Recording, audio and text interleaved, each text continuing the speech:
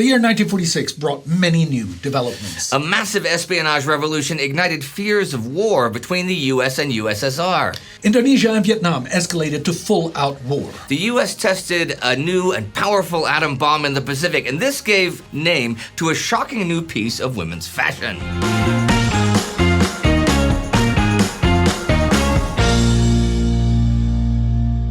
I'm Indy Neidell. I'm Spartacus Olsson, and this is War to War News, 1946 edition. Brought to you by TimeGhost, makers of the finest history that money cannot even buy. The end of 1946 has come, but the hope for a peaceful world has not. A new conflict is gathering on the horizon, and the first lightning strikes have already struck. The new masters of the world, the United States and the Soviet Union, are in the eye of the storm. This ideological divide between their very different and disparate visions of the world seems more unbridgeable than ever. On top of that, both, or at least the Soviets for sure, are convinced that a violent resolution is inevitable. Until this year, there were at least some voices in the Western leadership advocating some level of continued cooperation with the former ally. At the very least, there was a reasonably widespread unawareness of the aggressive potential of the Soviets under leader Joseph Stalin. That changed in early February with a long telegram to Washington from the U.S. Embassy in Moscow. In it, junior diplomat George Kennan clearly outlines the Soviet belief in the inevitability of conflict with capitalism. We have here a political force committed fanatically to the belief that with the United States there can be no permanent modus vivendi, that it is desirable and necessary that the internal harmony of our society be disrupted, our traditional way of life be destroyed, the international authority of our state be broken, if Soviet power is to be secure. And there are already the first clashes between the two over influence and power. The Turkish Strait was already an issue of contention in the 1930s, as the dominant regional power, the Soviet Union, now believes that it should control access to the Mediterranean and Black Seas. The Soviet insistence on the matter forces the U.S. to overthink its strategy in the Middle East and Europe in general. The plans for a complete withdrawal of the U.S. military from Europe are, while not completely scrapped, questioned. Whereas before Turkey was of no special strategic importance, now the U.S. is willing to defend it, even at the threat of war. And a carrier task force and aid are sent in support of the Turks. The U.S. and Britain even go so far as to, for the first time, make some concrete war plans against the Soviet Union. In a way, not even a year after the end of World War II, the great powers are preparing for World War III. Some may say that my assessment is a serious over-exaggeration, especially the fundamental ideological divide underlying the whole issue. For more on that, here's our correspondent Astrid Deinhard. Thank you, Indy. Until this last year, many would have agreed with your assessment, but two individuals reveal perhaps the most significant spy scandal in history. Igor Gudenko and Elizabeth Bentley's revelation shook the Western world to their core. Their materials and testimony prove beyond any reasonable doubt the endemic and widespread nature of Soviet infiltration across all levels of pretty much all Western governments. Whether it be Canada, the UK, or the United States, everywhere Soviet agents have infiltrated and exploited military, technological, and governmental secrets and delivered them. Where to? Straight to Moscow. Yet, as grave as the situation may be, the reaction to it, especially by the public, goes too far in many respects and reminds us all of the Red Scare after the Great War. Again, innocent people are unconstitutionally persecuted because of their political beliefs, regardless of whether they actually did any spying. Only time will tell how far this paranoia will spread. But in the eyes of the American public, a new enemy has been identified and is now being fought. Thank you, Astrid. The American public is certainly not the only one fighting against communism. Many people in Eastern Europe also oppose Moscow and Soviet leader Joseph Stalin. This year, the Soviets have really fastened their grip on Eastern Europe and the facade of people's democracy. Stalin's plans for the peaceful coexistence and even cooperation between democracy and communism has cracked. The real Soviet intentions and tactics were revealed in the Polish referendum held this summer. The referendum was supposed to indicate whether the Polish people supported communism or liberal democracy. But Stalin has learned from last year's Austrian elections. He will not accept any result other than a resounding communist victory, if necessary, brought about through coercion, violence, and fraud. And that is precisely what happens in Poland. Opposition leaders are persecuted and threatened. Communists are put into ever more positions of power, increasing their influence, and the vote is fraudulently counted. But it's not just Poland. Similar tactics are used throughout Eastern Europe. In some cases, Stalin is closer to his goals than in others, with two Soviet republics now existing in Hungary and Bulgaria. The Soviets are not the only ones to tighten their grip on what they believe to be rightfully theirs, though. The colonial powers of the old world are doing the same. And given the new threat the Soviet Union poses to the U.S., American demands for self-determination are becoming ever quieter so as to appease their Western allies, chiefly Britain and France. In Indochina, the French are not inclined at all to let the Viet Minh take control of the country. After months of political maneuvering and guerrilla warfare, tensions boil over as the French bombard Haiphong in November, killing thousands. By December, full-scale war erupts in Indochina. Which is not the only fully fledged war currently engulfing colonial possessions. Here's correspondent Sebastian Brandstetter to tell us all about it. Thank you, Spartacus. In Indonesia, the Dutch colonial ambitions clash with native aspirations of self-determination. While the British attempt to facilitate a peaceful resolution, their efforts only yield mixed results. Despite their and Prime Minister Sultan Syri's efforts at diplomacy, culminating in the Linganjati Agreement in November, the fighting rages on. Across Java and Sumatra, radical Pemuda fighters, many trained by the Japanese, reject Dutch rule and any compromise with the Dutch.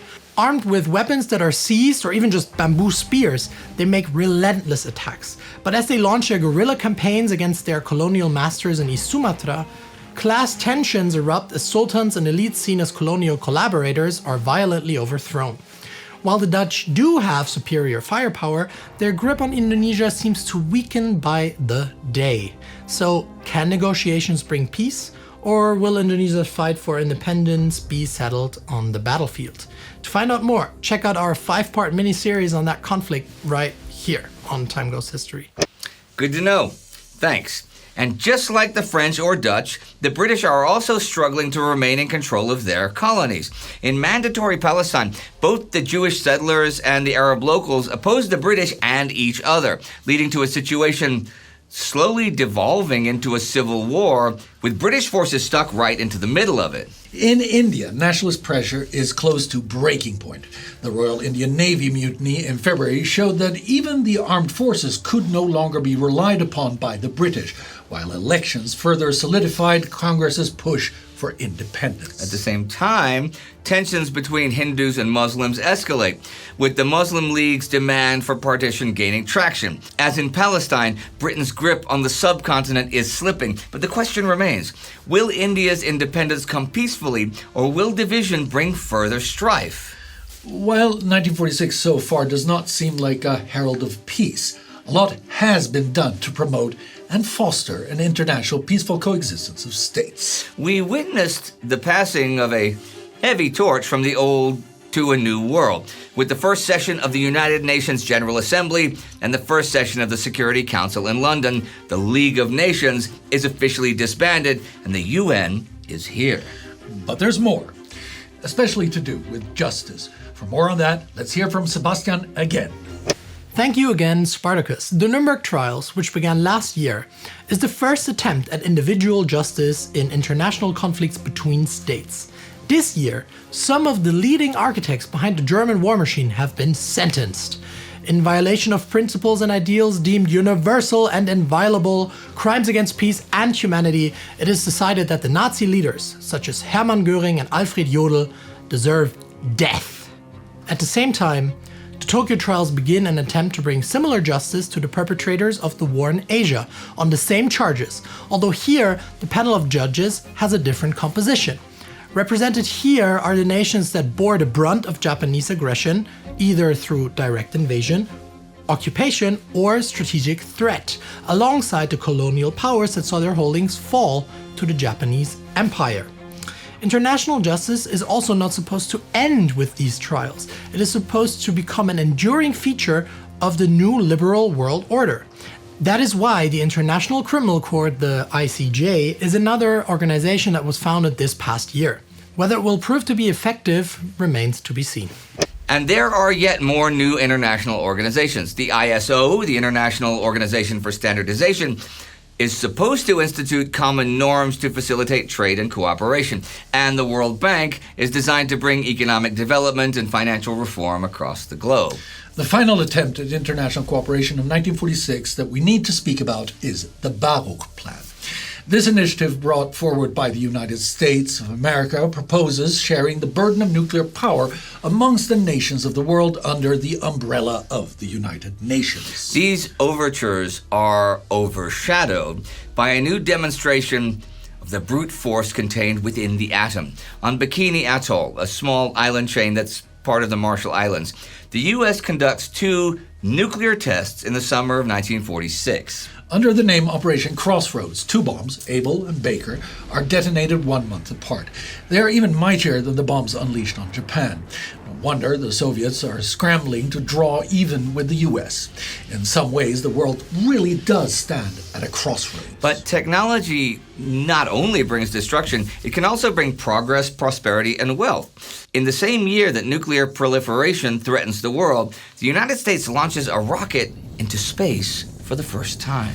Less than 50 years after we fulfill the age-old dream of taking to the skies, it seems that there is a real possibility of even reaching for the stars. Especially because now we know exactly how far we need to go. To the moon, at least. We also know that we can communicate in the cold nothingness of space because the U.S. has managed to bounce radio waves off the moon. By measuring the time it takes for the waves to return, we know exactly how far it is away, and also that they travel through space to begin with. It is not just space that promises huge leaps for mankind.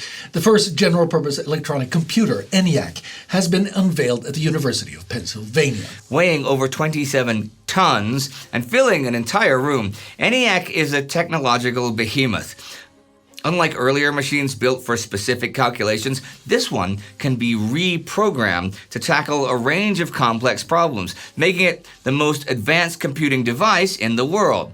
Though massive and unwieldy, it proves that electronic computation is the future, offering unprecedented speed and efficiency. Well, few outside scientific and military circles take notice. ENIAC marks the first step into the digital age, one that could soon transform science, industry, and everyday life. But there is not only great change in the realms of technology, there's also a disruptive new phenomenon, the bikini. Wait, I thought we already talked about the bikini test. We're now talking about a new and divisive piece of clothing, Indy. Although, the choice of name is no accident.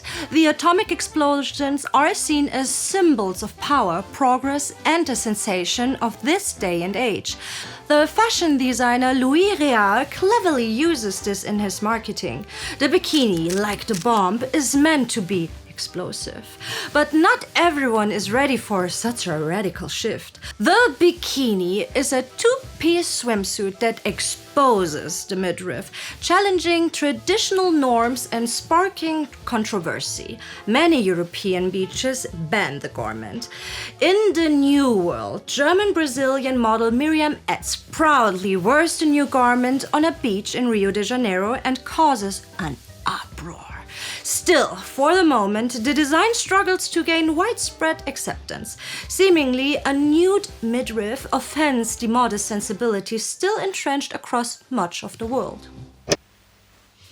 I'll bow to that. With that, we leave 1946 behind and set sail towards new adventures in 1947. Hopefully a year without another world war. Definitely a year where we here at TimeGhost will be with you twice a week as we navigate stormy waters from war to war, riding on the waves of a technological and social revolution, aiming to take flight towards the stars. Until we return, I suggest that you check out our Between Two Wars episode about the beginning of regular civil aviation in the 1920s. Good one. It will be flying around here somewhere any moment now. Keep this magnificent ship that is TimeGhost on course by signing up for the TimeGhost Army. Wait, you know, Sparty, we should have a TimeGhost Navy as well. Yeah. Most certainly. Yes. But until we do, join the TimeGhost Army at timeghost.tv or patreon.com. Excelsior!